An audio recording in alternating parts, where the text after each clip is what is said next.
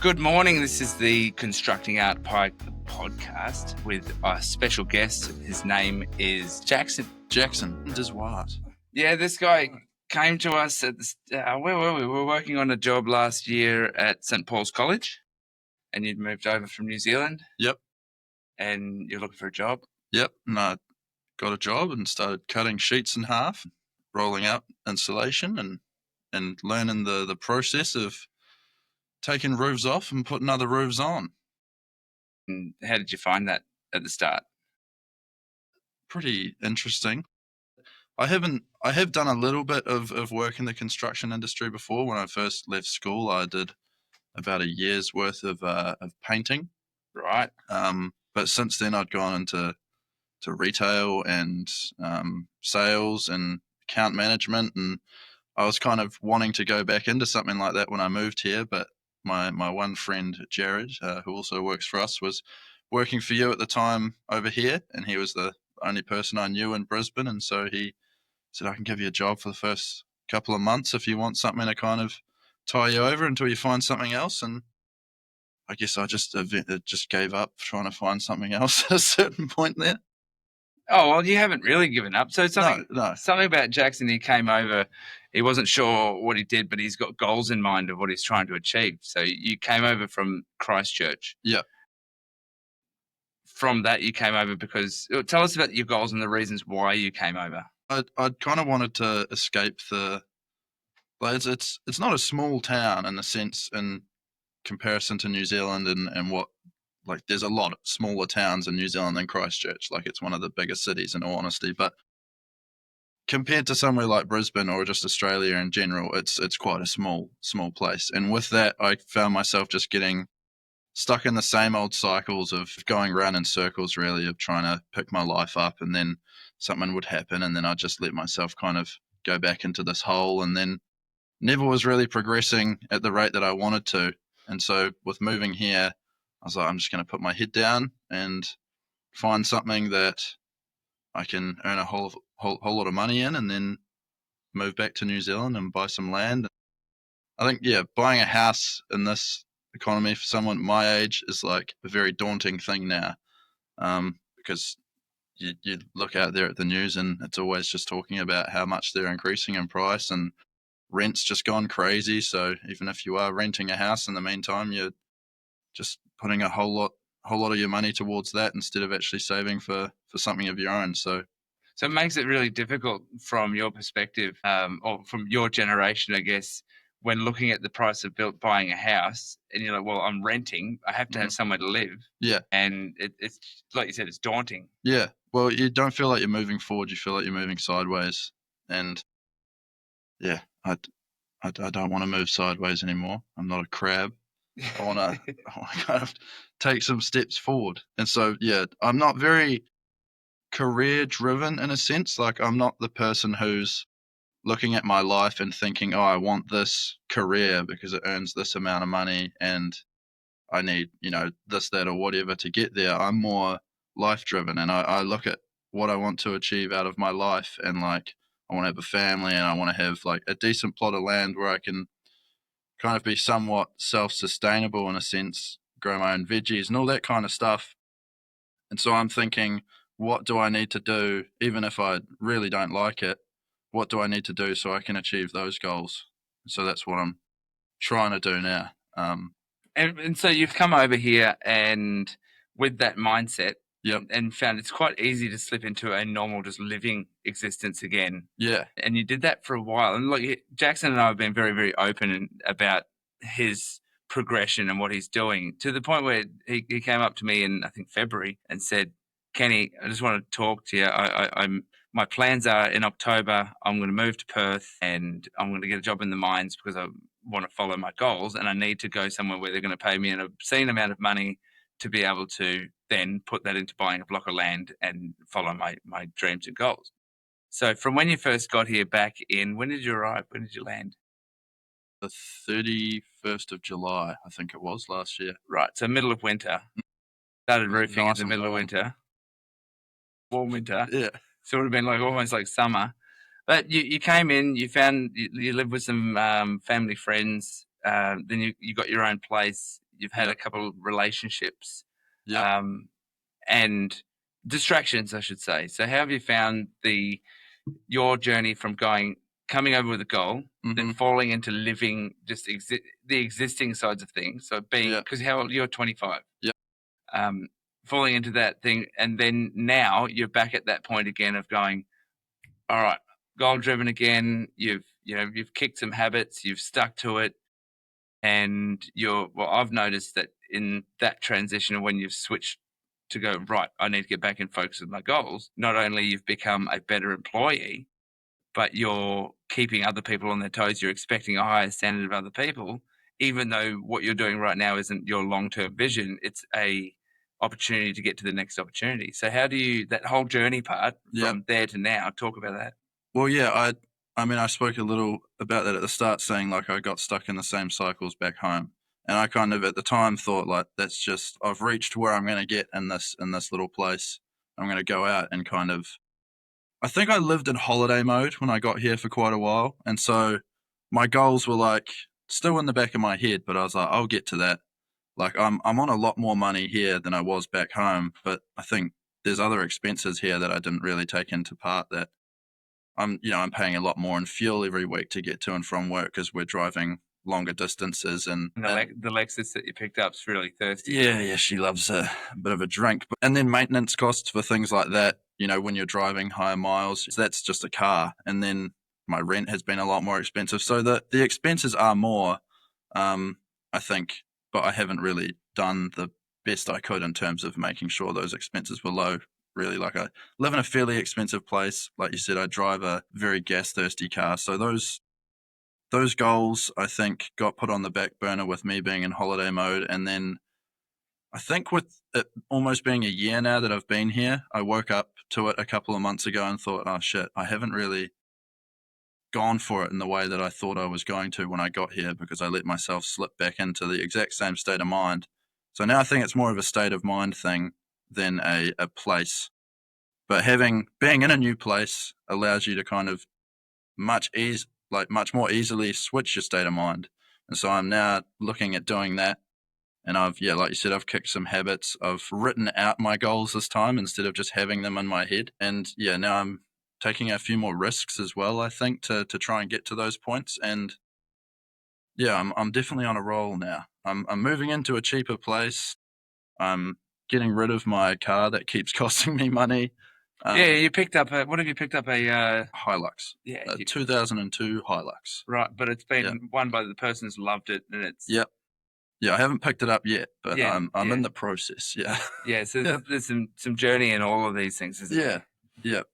So talking on relationships, so with goals, because I'm a big believer that the person that you're partnered with, it's a lot easier to do something if you've got a partner, whether that partner be a business partner that you're doing things with or Yep.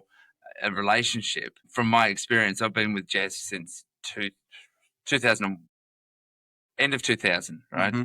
And so we've always had each other's back with whatever we do and Mm-hmm. with heaps of support. But our common goals to achieve certain things in life have been on the same path. So we keep each other in check with that. So you've met Erica, Yep. who is awesome. Yeah. It's really kicked me into gear. I mean, yeah, I don't have the same like we haven't been together all that long, but in that time we've both people who have I haven't been in and out of relationships like a lot of my friends because I've kind of always had a goal in mind of what I want to achieve, and other people that have come along have kind of been, in and out of your life kind of people. They're not really that focused on anything in particular, but I've been lucky enough to meet someone who's wanting to like push me and I'm willing to push them, and we're both trying to get to the same goal of living a good life rather than having good careers and rather than having fancy things and all that kind of stuff. It's nice to meet someone that's on the same wavelength. And so I think with that, it's been a lot easier to achieve these smaller goals that are going to lead to bigger things because I've got someone give me a bit of a boot up the ass with, which is nice in a sense.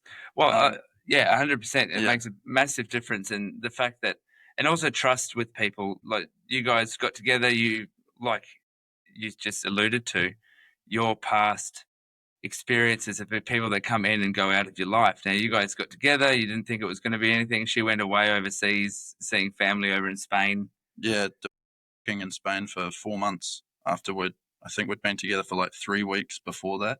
But then she came back early, didn't she? Yeah. Well, she was going to be there until September, October, and then decided to come back early and have a good shot at this. So, But how did that feel for you? Like from I a was scared. but from a it's not all about goal setting, but when you've got your goal set in mind, Yeah. and you're like, well, if that doesn't happen, that doesn't happen. But someone that when you have that feeling of, hey, this person genuinely appreciates me, likes me, you feel love from that person, and now you guys are starting your journey from that. A lot of the time, I think you kind of get a feeling with someone that it just is right. It's just work. When you have issues, you can talk through it and they don't just run. And that's what I think you've found. And I don't recognize it with too many people. Like I've employed lots of people and I haven't recognized that often. Well, I think, that was just down to complete open and honest communication. Like we like I said, we hadn't really known each other that long before she took off, but in that short amount of time, we spent quite a lot of time together and definitely enjoyed each other's company. We had a very long and meaningful chat right before she left about what we were wanting out of the situation, and it kind of changed from kind of just enjoying each other's company before she left to, well, this is, I feel quite good in this situationship and I want to pursue it. And then it was a matter of like, now we're doing this long distance thing with someone I barely know. And that was shit scary because, like I said, you don't really know this person. And then after that worked out for 4 months or so and coming back, it's just made everything so much easier because we were forced to communicate on a very deep level from the beginning because we're now thousands of kilometers apart. And it was a big test that a lot of people don't survive in their relationships that have been happening for a long amount of time. And so for this to be so fresh and new, I wasn't really expecting it to work, in all honesty, but it has, and I'm so glad it has because I am a real victim of going into things with the kind of mindset that it's not going to work because I have this self-confidence kind of issue. But with this, it has worked, and it's been very, very rewarding. Well, it's been good to watch the journey that you've gone through with that, and I'm very excited to watch the journey moving forward because knowing that you're going to do things and what you're going to do and the goals, I'm just excited that when you've got your property, I can come over and have someone to go shoot some things. Yeah, I think that will be fun. Yep. But so what's the next step? You're looking at doing some training. Yeah. So I'm gonna look at specifically what I want to do as a job, which I think at this point with the high turnover rates in the mines, it will be something drilling related. Yeah. And so look at the tickets that I need to do that. I mean, obviously I need to achieve some things before that, like getting this vehicle and moving house and kind of just settling into that first. I don't want to do too many things at once because that in the past is normally when I've kind of like had a small problem with one of those goals and then all of a sudden all of them are out the window. Yeah. So I'm just going through and ticking off each box as I go. So once I start getting these tickets, I'll be probably working in Queensland for a while. And in that time, I'll be spending money on this ute and getting it kitted out to live out of. Yeah. And then save up a fair bit of money and then spend probably 2 months or so driving to Perth and just enjoying it along the way and seeing a bit more of this country than I have so far. And then, sitting up in Perth and kind of doing I want to do a 2 week on, 1 week off roster. And then in my 1 week off, I'll be driving up and down the coast, living out of this ute. Yep. So that there gets you to a point where you're experiencing it's one of the Australian dreams to go around Australia. And it's an amazing country that the majority of people haven't done. Yeah. And that drive across to Perth, one of the most desolate drives in all of the world. Yeah. I think with your skill set of everything you've learned, even if you've got to earn money along the way, turning up and saying, does anyone have any jobs that they need doing? And you can turn up, you just do a job for them. And that's been your approach the whole time. You're like, I'll do whatever you ask me to do and I'll have a go at it. Yeah. You never shy away from that. And I think that puts you in good stead because you've got lots of different experiences. And so when you go into something, you're not just a one-trick pony. You're quite broad. And over your 25 years, you've worked in retail, you've worked in the ink, the distributing, so on a management level and a labourer level, and all of these different things which bring a lot of experience in. So going to Perth and earning whatever you need to earn, that's exciting. And to get back to another path. So with MyCladders and working with MyCladders, what we've done with Jackson, or the way that it's kind of been, is at first he's a labourer, and I don't take anyone on that I don't intend on keeping them full-time employed, or essentially fully employed, because if I can't, I'll be straight up with them saying, no, I only have a couple of weeks worth of work. That's what I have. However, if someone comes in and does that and they show incentive or what have you, they may not have all the skill set. They may not have what they have. But if they can turn up in the morning on time almost every single day, have the right attitude, be willing to work whatever hours need to be worked, and just put in, then I want to give that back as well. So it's not so much, oh, I've run out of work, sorry, Jackson. The way that and having employees like Jackson that come into things with the right attitude, we at MyCladders myself, Jackson was crook, right? You had COVID, or you had the flu. Whooping cough. Yeah. Oh, my Lord. The baby disease. So he had whooping cough, which meant he couldn't work, and having to pay rent, having to do all the things that he did. And he's like, I can work, but I just can't be around anyone. So he came and painted at my place and did work and ripped out bamboo and did a whole heap of things at our place. And I think that spruiking MyCladders and talking about how we operate is if you're that type of person, we'll do whatever we possibly can to make sure that you're not going broke, to make sure that if you're crook or whatever, because the background to it is Jackson's a casual, because he has been very, very open with the fact that he's leaving. And so he did come to me and say at the start of the year, say, hey, what's the chance of going on full time? I know I'm leaving, but what's the chance? It's a really interesting. So we had a conversation about it, and it's a tough one, because if I go put that on, when you go on full time, you earn less in the pocket. Yeah. But you get paid sick days once you accrue them, etc. So how did you find the working as a casual rather than having the security of not, like, what mental difference do you think there is? And they're speaking to young people out there who are looking for setting themselves their own goals or setting themselves opportunities. Because I always see another opportunity will come from an opportunity. Yeah. And when we had that conversation, you talked about full time. I said, look, it's just, we can do it, but this is what's going to happen. And we discussed the pay rate. And we said, how did that affect your goal setting or what have you in that moment? Well, yeah, I think going back to that conversation that we had, like, I think you'd agree that our relationship has definitely broadened since that, because we both knew exactly what the other person was thinking, in a sense. Like, when I first started here, I didn't feel like I had job security. I didn't really know you that well. I'd only just met you. And I knew that my skill set was not up to scratch with what was going forward. Like, obviously at the school, I was able to do what I needed to do there. But then as I started getting put onto other jobs, I felt more like an apprentice, if you get me. And in the back of my head, I always knew that this wasn't something I was going to stick with. Like, I wanted to find my next step at a certain point. So when I came to you with that conversation, it was more of a sense of, like, I need some job security in order to kind of just stop that nigging thing in the back of my head saying, like, oh, this could all come to an end tomorrow. But then at the same time, I didn't want to sacrifice too much what I was getting paid. When we had that discussion and you were like, look, you pretty much wrapped it up there with what you're saying about how you run MyCladders and trying to keep everyone from going broke and all that kind of thing. And we had this conversation of, I could go into full time, but I would lose some benefits in that sense.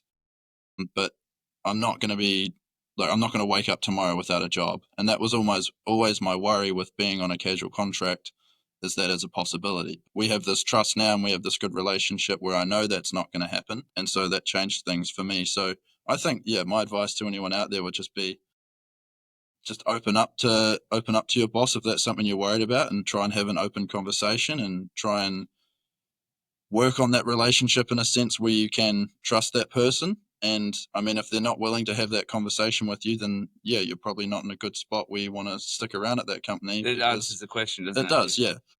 So yeah, based on how we now work together, it's very different to before that conversation, and yeah, it's given me a lot more confidence to continue working here without having this constant worry in the back of my head. Yeah, and that's, I think, to wrap all of this up, the whole journey of a life, a career, a life, goals, whatever you're looking to achieve. And we talked about this the other day. It's like you don't need to know how to get there. You just need to know what the next step is, Yeah. and do that next step. And you reiterate it. You said that before, and just tick off one thing at a time rather than letting the balloon fill with all these different things and then popping and then all of it falls to shit. So I think advice to people out there is exactly what you said. Just keep ticking off one thing at a time. Know what your end goal is. Just go, that's what I'm aiming for. That's the direction of where I want to head. And so when you're making a decision on something, you go, is this decision sending me in the direction of that long-term goal, or is it a short-term goal thing? Now, it's fine to have short-term goal decisions if that's not the majority of them. Yeah. Majority of your goals need to be focused on the long goal. Yeah. And before you know it, something's happened, because you'll take your path down that way because you go, well, that's what I want to achieve. What I'm doing here isn't achieving that, but without the opportunity you're in, you're not going to get to the next opportunity. Yeah. So we're going to have Jackson. How do you say your last name? Is what? That's how I say it, because I don't have a Dutch accent, and I've been made fun of by Dutch people for how I pronounce my name. But yeah, growing up in New Zealand, that's how I've said it. I think it would be strange for me to change my accent to say one. Yeah, I'm married to a Dutch lady. Jessica's Dutch, and their last name's Verhagen. Yep. But I just say Verhagen. Yeah. Right? Because I don't have a Dutch accent. Not changing for no one. Well, we'll have Jackson back on, whether he's here or he's abroad, and we'll broaden the topics into experiences and all sorts of other things, because as you guys can probably agree, he's a good talker, he's a good guy. Let's finish off. What do you, Jackson, feel makes a good person that you have in your life? If you've got a circle of people in your life, what do those people need to have to let them into your life? I think I hold my friends at quite a high standard, because I hold myself at a high standard for being a friend. I think if you're getting back from people what you put into things, then that's someone that you want to keep around. It's when people start taking and taking and taking, and then as soon as you need something, they're nowhere to be seen. That's what I would say. I mean, that's pretty obvious, but yeah, it's not the easiest thing to be honest about sometimes, because you get an idea of someone and you think they're a good person, and you kind of just want to make that the truth in your head, and that isn't always the case. And I'm going to finish on that. What you said is exactly right. And when in that situation, the open and honesty part of being able to talk to them and say, hey, in this relationship, friendship, whatever it is, I feel like I'm putting in. If they can't come back to you with real honesty and clarity, you're completely affirmed then, right, I'm making the decision to. It doesn't mean you don't need to know them. It just means they're not in your circle of influence. Yeah. So, rightio. Thanks, Jackson. Good talking to you. Swaggy swag. Well, that's the end of whatever we call this podcast. The big Kransky. The big